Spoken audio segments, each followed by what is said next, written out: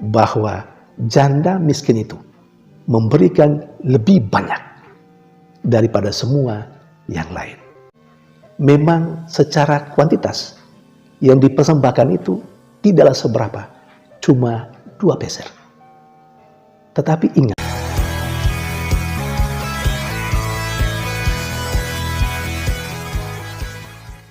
berjumpa lagi dalam permenungan kita, edisi Senin 21 November 2022, Pekan Biasa ke-34. Hari ini adalah peringatan Santa Perawan Maria dipersembahkan kepada Allah. Bacaan-bacaan liturgi hari ini, bacaan yang pertama dari kitab Wahyu, bab 14 ayat 1-3, ayat 4b sampai 5, dan bacaan Injil dari Injil Lukas, bab 21 ayat 1 sampai 4. Peringatan Santa Perawan Maria dipersembahkan kepada Allah.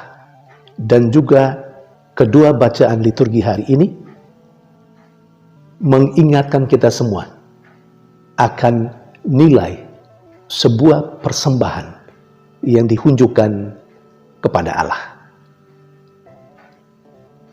Sedikit sejarah tentang peringatan Santa Perawan Maria dipersembahkan kepada Allah. Perayaan ini pada awalnya atau berawal pada pemberkatan Gereja Santa Maria yang dibangun dekat situs Bait Suci di Yerusalem pada tahun 543. Sementara di Gereja Timur, perayaan Maria yang dipersembahkan kepada Allah sudah ada sejak abad yang keempat.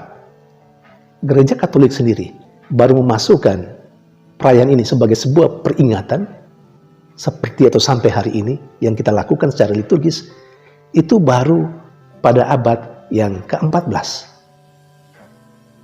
Maria Bunda Allah, Theotokos, adalah bait di mana Yesus hadir sebagai satu-satunya persembahan yang sejati kepada Allah. Dan Maria sendiri juga mempersembahkan hidupnya kepada Allah. Tidak ada sesuatu yang lain yang Maria lakukan selain apa yang dikehendaki oleh Allah. Saudari dan saudara yang terkasih, senada dengan ini, bacaan Injil berbicara tentang seorang janda yang memasukkan dermanya 2 peser ke dalam kotak persembahan. Lalu Yesus yang melihatnya berkata kepada para muridnya dan orang-orang yang mengikuti dia bahwa janda miskin itu memberikan lebih banyak daripada semua yang lain. Saudari dan saudara yang terkasih, memang secara kuantitas yang dipersembahkan itu tidaklah seberapa, cuma 2 peser. Tetapi ingat, 2 peser itu pun hanya itu saja yang dimilikinya, yang dimiliki oleh si janda miskin itu.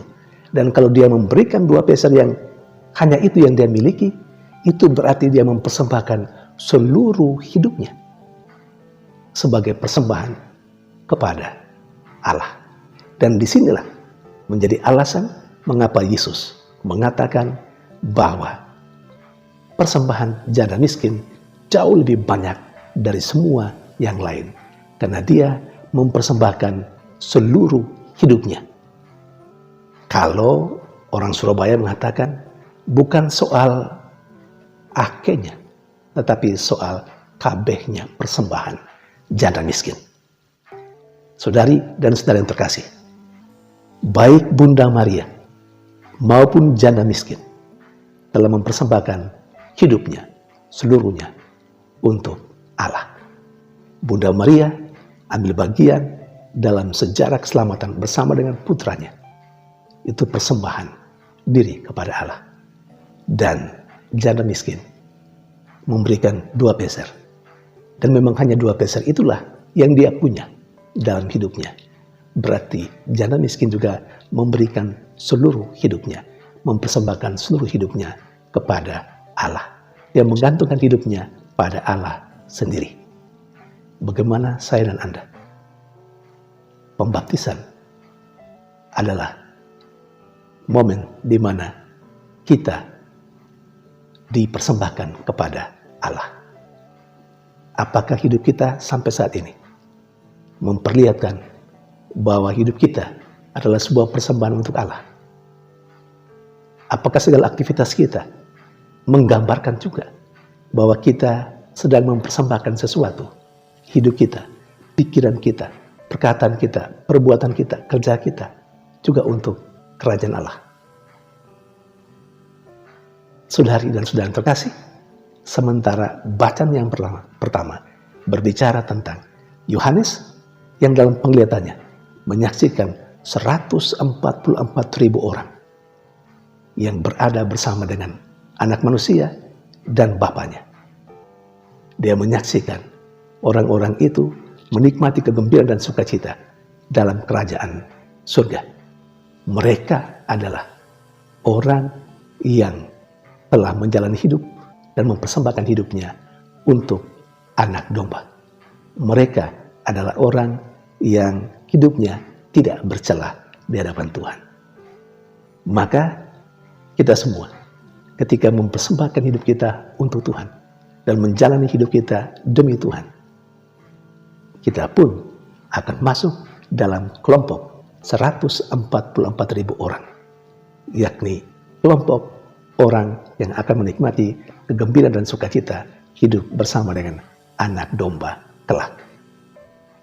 Tinggal sekarang, mari kita mempersembahkan hidup kita, waktu, tenaga kita, pikiran kita untuk Tuhan. Kita mempersembahkan waktu dan tenaga kita untuk Tuhan tidak berarti bahwa kita mengabaikan aspek lain, aspek sosial, bukan. Tetapi kita diharapkan untuk bisa menyeimbangkan sekurang-kurangnya, atau kapanpun, saat manapun, ketika kita memiliki waktu atau mempunyai waktu atau kesempatan untuk Tuhan, kita persembahkan sungguh-sungguh itu untuk Tuhan. Walaupun mungkin 1 menit, tapi kalau 1 menit itu diberikan seluruhnya untuk Tuhan, ya oke, kita telah mempersembahkan seluruhnya untuk Tuhan. Kalau kita diberi kesempatan, waktunya setengah jam, ya marilah setengah jam. Kita persembahkan itu betul-betul untuk Tuhan. Karena kesempatan-kesempatan lain, berapa puluh jam yang lain, sudah kita gunakan untuk diri kita sendiri. Untuk keinginan dan kehendak kita, untuk pekerjaan-pekerjaan kita, untuk keluarga kita. Dan yang misalnya masih ada kesempatan lain, kalau itu untuk Tuhan, serahkan seluruhnya untuk Tuhan. Kalau saya melihat ketika kita hadir dalam perayaan Ekaristi, 1 jam atau 1,5 jam pada hari Minggu, itu waktu yang sebenarnya kita siapkan untuk Tuhan. Tetapi apakah kita sungguh-sungguh menggunakan waktu yang 1 jam atau 1,5 jam itu untuk Tuhan? Jangan-jangan tengah waktu itu kita masih gunakan untuk ngelamun, kita masih gunakan untuk bicara dengan teman-teman yang ada di sekitar kita dalam perayaan Ekaristi, atau kita tidak punya konsentrasi pada saat perayaan Ekaristi. Artinya kita tidak mempersembahkan seluruhnya kepada Tuhan. Kita masih membagi-bagi waktu yang sudah kita khususkan untuk Tuhan, tapi masih tetap kita bagikan untuk kepentingan diri kita dan sesama kita. Tuhan memberkati.